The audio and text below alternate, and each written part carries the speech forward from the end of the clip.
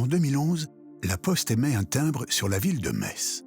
Située sur une colline au confluent de deux rivières, la Moselle et la Seille, et au carrefour de grandes voies de communication nord-sud et ouest-est, le site de Metz, naturellement favorable au développement d'une cité, connaît des traces d'occupation dès 3000 avant Jésus-Christ.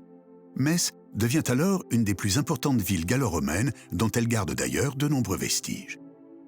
Détruite par les Huns d'Attila en 451, capitale du royaume franc d'Austrasie, elle fut le berceau des Carolingiens.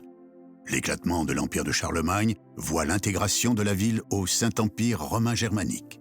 Metz est alors gouvernée par des évêques qui exercent des droits souverains.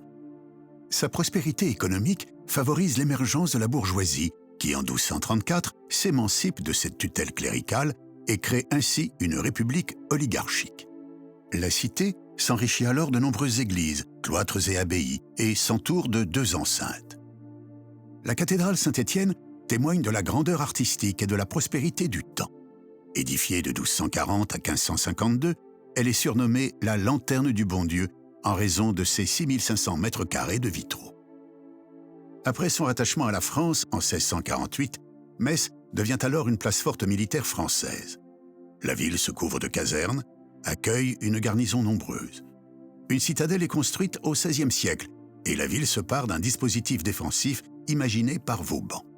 Puis au XVIIIe siècle, la ville s'aère de places et de promenades, s'orne de bâtiments de style classique français.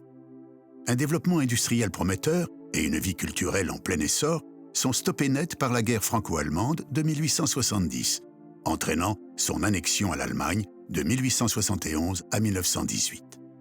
Après avoir été rendu à la France, Metz subit une seconde annexion par l'Allemagne nazie de 1940 à 1944, avant d'être libéré par le 20e corps américain de l'armée de Patton.